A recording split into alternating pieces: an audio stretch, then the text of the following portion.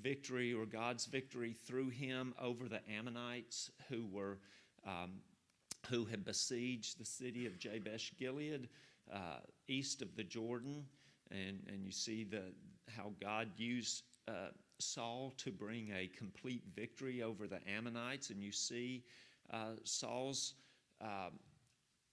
faith in God, his dependence upon God, his attributing of the victory to God, so much so that after the victory was complete and the people went to Samuel to ask for the lives of the worthless individuals that spoke up against Saul's kingship back during the choosing of Saul as king at Gilgal, or I may have that town wrong. Anyway, but the people went to Samuel. They asked for the lives of those men, which under the old law was a right thing to do. If you spoke up against the leader or the priest, you were speaking up against God. But you see Saul also in his divine dependence upon God spoke up against putting those people to death. So you see he was very forgiving, and you see a different Saul that we're going to see from what happens as we go into these chapters of 13 through 16. We will see the decline of Saul's moral compass, the decline of his, or the increase in his dependence upon himself, and less dependence upon God. And then in chapter 12, we have Samuel's valedictory address. While they were there, at the end of chapter 11, they went back to Gilgal to reconfirm the kingship and make it permanent. Samuel then gave a valedictory speech to where he put his record on trial, asking for anyone that he may have wronged or treated unjustly or in a ungodly manner. There was none of that. The people confirmed his godly leadership as judge, and then he turns it over. He gives final instructions, including final warnings to the nation. Now that the transition has been made from the judgeship to the monarchy. So that's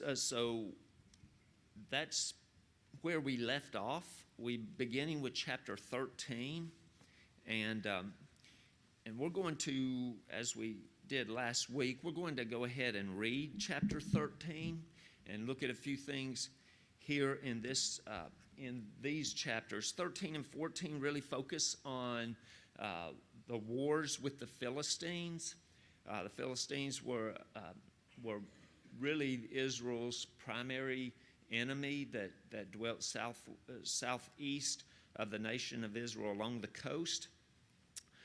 And we'll see the transition then goes to war with that nation. So in chapter 13 it begins, Saul was 30 years old when he began to reign, and he reigned 42 years over Israel. Now Saul chose for himself 3,000 men of Israel, of which 2,000 were with Saul in Michmash and in the hill country of Bethel, while 1,000 were with Jonathan at Gibeah of Benjamin. But he sent away the rest of the people, each to his tent. Jonathan smote the garrison of the Philistines that was in Gibeah, and the Philistines heard of it. Then Saul blew the trumpet throughout the land, saying, "Let the Hebrews hear." All Israel heard the news that Saul had smitten the garrison of the Philistines, and also that Israel had become odious to the Philistines. The people were then summoned to Saul at Gilgal. Now the Philistines assembled to fight with Israel, 30,000 chariots and 6,000 horsemen, and people like the sand which is on the seashore in abundance. And they came up and camped in Michmash, east of Bethaven. When the men of Israel saw that they were in a strait, for the people were hard pressed, then the people hid themselves in caves and thickets and cliffs, in cellars and in pits. Also, some of the Hebrews crossed the Jordan into the land of Gad and Gilead. But as for Saul, he was still in Gilgal, and all the people followed him trembling. Now he waited 7 days according to the appointed time set by Samuel. But Samuel did not come to Gilgal, and the people were scattering from him.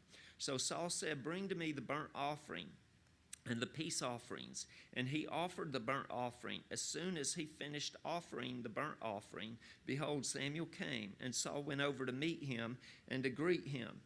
But Samuel said, "What have you done?" And Saul said, "Because I saw that the people were scattering from me, and that you did not come within the appointed days, and that the Philistines were assembling at Michmash. Therefore I said, now the Philistines will come down against me at Gilgal, and I have not asked the favor of the Lord.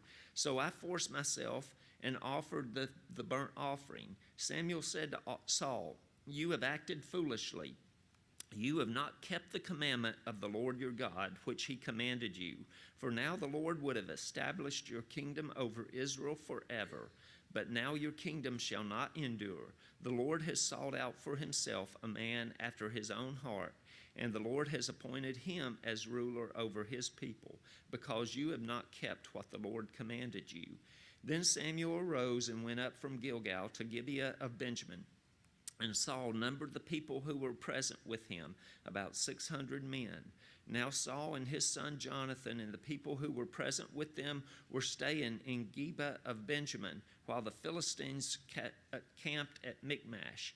And the raiders came from the camp of the Philistines in 3 companies. One company turned toward Ophrah to the land of Shual, and another company turned toward Bet-horon, and another company turned toward the border which overlooks the valley of Zeboim toward the wilderness. Now no blacksmith could be found in all the land of Israel, for the Philistines said, "Otherwise the Hebrews will make swords or spears." So all Israel went down to the Philistines, each to sharpen his plowshare, his mattock, his axe, and his hoe. The charge was 2/3 of a shekel for the plowshares, the mattocks, the forks, and the axes, and to fix the hoes. So it came about on the day of battle that neither sword nor spear was found in the hands of any of the people who were with Saul and Jonathan, but they were found with Saul and his son Jonathan. And the garrison of the Philistines went out to the pass of Michmash. So before we get into chapter 13, we won't spend a whole lot of time in this chapter. Again, just what you see here in chapters 13 through 15 is really a documentation of the deterioration of the reign of Saul, his spiritual decline. These chapters function as the preamble to the rest of 1 Samuel, which focuses on the theological issue of how it came to be that Israel's kings trace their descent from David and not from Saul. And it all revolves around Saul's leaving the Lord. And we'll see from what we just read in Samuel's charge against Saul that God has removed his lineage, his family from kingship, and sought out a man after his own heart to lead the nation. So here, like I said, we see the decline of Saul, his leaving God, and God, as a result, putting an end to his kingship. Now, of course, Saul continues to remain king for his life, but his family, his lineage dies away, and there's no kings, ever come from Saul's family. So chapter 13, though, begins with some numbers about Saul's age and his length of rule. or reign over the nation as king. You'll see through Kings and Chronicles when a king. This is a normal thing that the narrators or the writers that documented the kingship would state when the king's age when he came into the kingship and the number of years that he ruled as king. So it's probably a similar documentation here, but some of the numbers here, some of Saul's age and his reign, even in the old text, like the Masoretic text, the old Hebrew text, really left out a lot of that. So there's speculation, and it could be scribal errors or something. I mean, it really has no bearing on the material being shared here in the book, other than the noting of Saul's age and the number of years that he reigned. So this is a little bit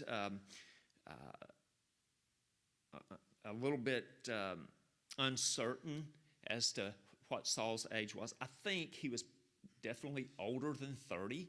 He had children, like we read about Jonathan, who was of fighting age, so probably was at least 20 years old. And this is all early in Saul's kingship. So Saul was probably closer to 40-ish or maybe even older when he ascended as the king, or when he was anointed by God through Samuel as the king. And one thing about his reign is listed here in my translation as 42 years. Other translations there's just some discrepancy between translations based on what I just shared. But we see in Acts Acts chapter 13, verse 21, where Paul is actually giving a message in his first missionary journey in Asia Minor, and I don't remember the exact city, but just a reference in verse 21 of Acts 13. Paul references, he gives a brief history of God and his establishing the Israelite nation, and then down through the history of the monarchy, the judges in the monarchy, and culminating with the birth of Christ and establishing Christ as the Messiah. Paul references Saul in verse 21 here. It says, "Then they asked for a king, and God gave them Saul, the son of Kish, a man of the tribe of Benjamin, for 40 years. So we know Saul's reign was around 40 years. So maybe Paul rounds here to 40 years, but give or take, Saul reigned as king for about 40 years. But we're not certain of his age or the exact number of years that he reigned. But we see here that he starts putting together an army. He chooses 3,000 men, is what my translation says, and they were with Saul at Michmash as they came to meet the Philistine threat. And we see Saul's decline, spiritual decline, and what he does. And just a couple things, and we see also Jonathan come on the scene here, and Jonathan's spiritual ascendancy. So we start seeing these next couple of chapters how Jonathan probably would have made a great king had not, based on what Jonathan did while he was living here, and his courage and faith, but Saul kind of put an end to that. So, but we see Saul's decline and Jonathan's ascendancy as really a true man of faith here, a warrior for the Lord.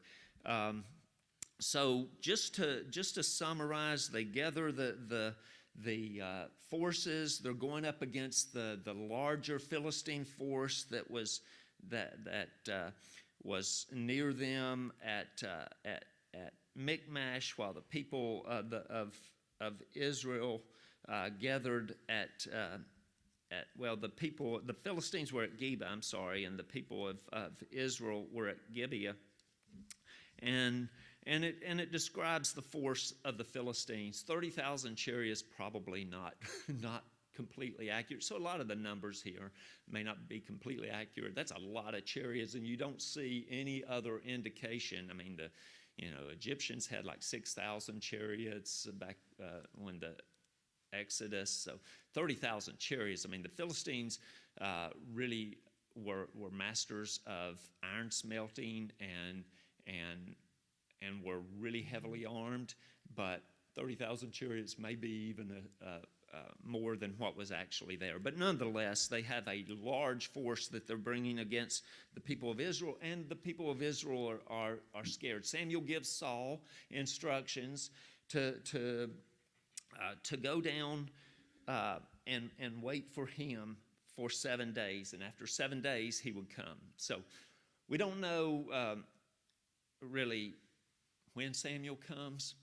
May have been right after the 7 days, may have been, a day or two later, may have been later on the seventh day. We're not told when he comes, although Saul is really anxious and sees Samuel's coming as delayed. So the people around him are frightened. They're starting to leave. They're starting to abandon Saul and the army, and Saul's left with a small force, and Saul takes it upon himself to offer the sacrifices. So keeping in mind, Samuel's still the Lord's representative spiritually as prophet. He is the one that's with Saul, that's invoking God's desires, God's instructions, God's direction, and Samuel tells Saul to wait for him, and that part of that, when Samuel comes before the actual battle, they approach the Lord and offering sacrifices, burnt offerings, which are sacrifices of the total lamb or bull, or whatever it may be, to show complete devotion to God. So all of that was part of the invoking of God's divine instruction over the mission. And Saul, when Samuel delayed, Saul's impulsive, impatient attitude, we see, he takes it upon himself. Now, whether he offers the sacrifices himself, we don't know. I'm sure there were other priests there that probably could have done that. But nonetheless, it was against the instruction of God, because when Samuel arrives and Saul tells Samuel what he's done, or when Samuel asks, "What have you done?" and Saul fesses up, Samuel says, "You've acted foolishly." So whether or not Saul personally offered these sacrifices is really kind of irrelevant. Whether he offered them through other priests or he himself, the instruction from God was through Samuel was that Samuel would come and invoke God's blessings through the sacrifices that he would make. And Saul foolishly went ahead and did that himself when Samuel delayed. So as a result, we see that Samuel says, "You've acted foolishly for the Lord, and have not kept the commandment of the Lord your God." So that's the main key there. Saul did not follow the commandments of God.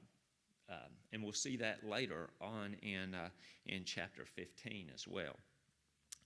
And then Samuel shares with Saul that your kingdom would have been established now the Lord would have established your kingdom over Israel forever, but now your kingdom shall not endure. The Lord has sought out for himself a man after his own heart, and the Lord has appointed him as ruler over his people, because you have not kept what the Lord commanded you. So I don't believe Samuel knew who God had chose to succeed Saul as the king, the man after his own heart. But Samuel obviously knew from God that God has left Saul, removed his kingship, and sought a more worthy king that would follow, that would serve him after his own heart. And we know that was David, and we'll study more about him later on. So then Samuel leaves, and we're told here that when Samuel leaves, and the Philistines came up encamped at Michmash, which is even closer to the Israelites, people were still leaving. The Israelites were terrified. They were still leaving. And then the last part of this chapter just shares with the state of the Israelite army, that they were poorly equipped. We don't know, there says there was no blacksmith in the area, but nonetheless, they were poorly equipped. They had to go to the Philistines to get their hoes, their mattocks, their plows sharpened, everything that they used to cultivate the land and to raise their food. They were completely dependent upon the Philistines for their tools there. But the point here was that the army was poorly equipped. Saul and Jonathan were the only ones with true swords or spears or weapons of any kind. The rest of the army was just poorly equipped, whether they had bronze weapons or weapons that were less effective than the iron weapons of the Philistines, or whether they truly came up against the Philistines with scythes and mattocks and axes. They're poorly equipped. Any questions, comments before we look at verse 14 or chapter 14? Check the time. One of the big messages is you have to prioritize God's instructions over your own analysis of what is needed. Yeah. Saul looks out and sees the threat, sees his assets and his army, and performs a calculation of, I've got to be in a hurry, and I can't wait for Samuel, I can't wait for God's representative, I can't wait for God's timetable. Mm-hmm. I've got to substitute my own. Mm-hmm. And that was his mistake. Yeah. His mistake was putting his assessment over God's instruction. Yeah. Over the instruction of God's representative. Exactly. And we see that not just with Saul, but we see that through Scripture, examples through Scripture of others wanting to impose their own timetable over God's, and we do it today. I mean, we know God works in our life. We know He's there. We know His care is for each one of us. A lot of times I know I do. I get impatient, and I'm thinking, okay, I need to do something here. But great point, Gary. That's exactly what Saul was. What Saul did, and it's hard to fault him when we deal with those type of frailties ourselves. But nonetheless, God's instruction was clear. So, good point. Anything else? Any other?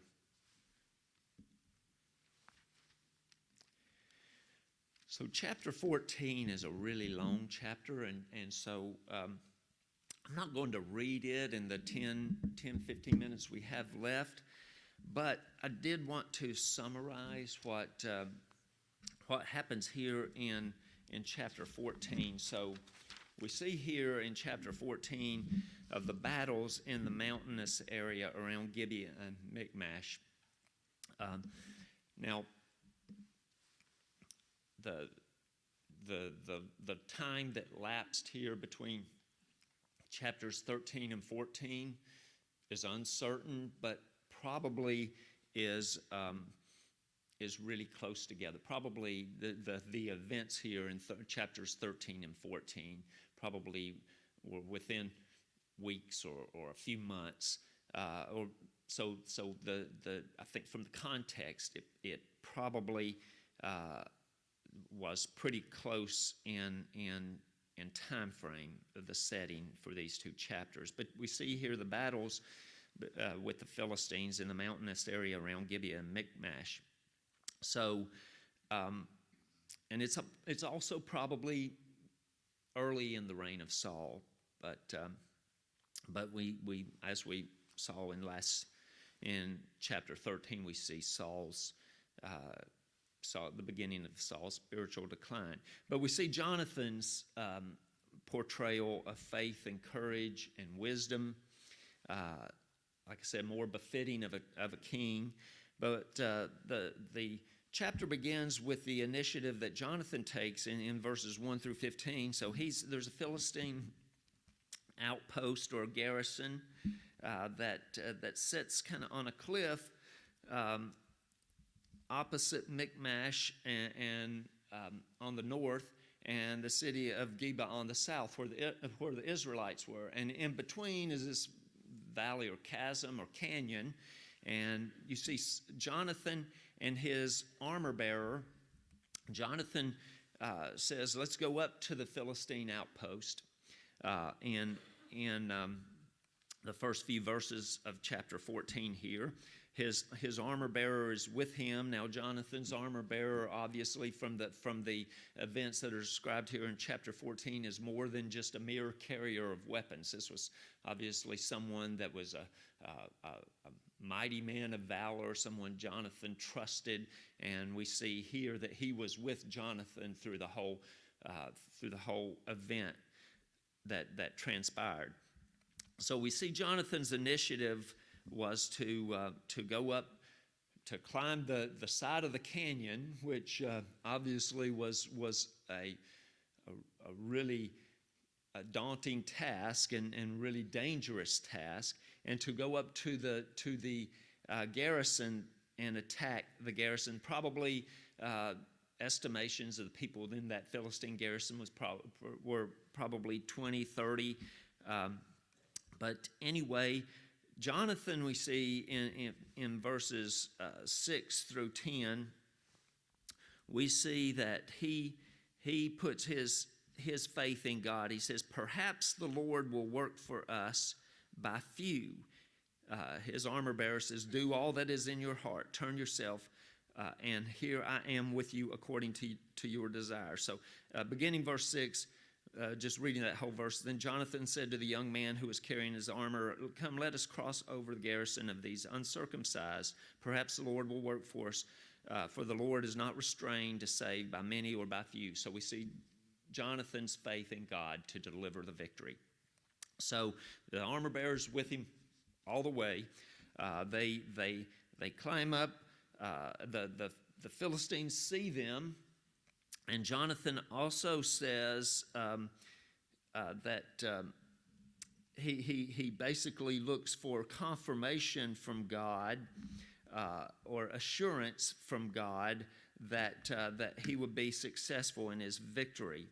So he says that in verse 9, if they say to us, wait until we come into the Philistines, wait until we come to you, then we will stand in our place and not go up to them. But if they say, come up to us, then we will go up, for the Lord has given them into our hands.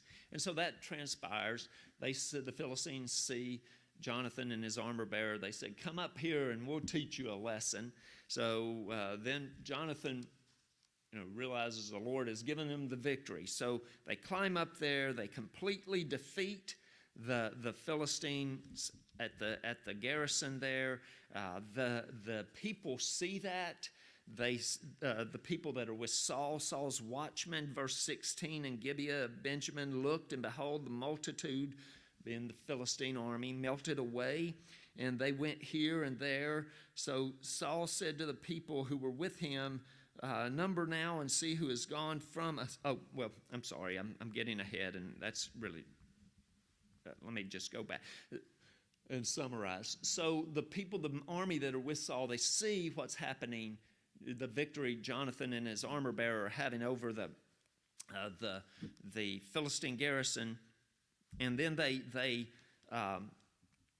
follow the Philistines, and they beat the Philistines down, have a great victory, and Saul actually puts they're pursuing the Philistines as they're running away. Saul issues a foolish order, and we see really here Saul's not so much his spiritual wickedness, but his foolishness, his rashness, because he puts the men under who have been fighting all day under an oath of no one's going to eat anything or drink anything until we see and I don't written the verse down. Verse 24, Saul says, "Until I have taken vengeance on my enemies." So we see here Saul's already beginning to attribute the fighting of the battle to him taking vengeance on his enemies rather than him being an instrument of God. But Saul puts the army under a foolish order to refrain from food and drink until the Philistines have been completely defeated. They chase the Philistines down, and Jonathan and his armor bearer joined them at this time. He's not aware of the oath Jonathan's not aware of the oath that Saul has put the rest of the army under. And as they're chasing the Philistines, there's some honey on the ground. The soldiers under the oath, under the oath that Saul put on them, they don't touch it. But Jonathan, in his pursuit, puts the tip of his spear in there and tastes the honey, and he's revived, and his energy is revived. And to summarize, at the end of the day, Jonathan finds out from the men about Saul's oath that he's put the army under. He says, my father has acted rashly, or the victory would be even more complete if the army hadn't been under an oath there, because to not eat or drink, because obviously they're worn out, they're weary, they're hungry, and at the end of the day, when the day ends, the men are so hungry that they take the supplies that are with them, including the cattle, and start slaughtering the cattle on the ground with the blood. And the priests point that sin out to Saul, and we see Saul still has a pious nature to follow the law, and knowing that the men have sinned, and tell the men to roll a rock over here and slaughter their animals so the blood can drain away and keep them from sinning. But they're so weary and starving that they don't, at this point, they're just wanting something to eat, be it raw or what.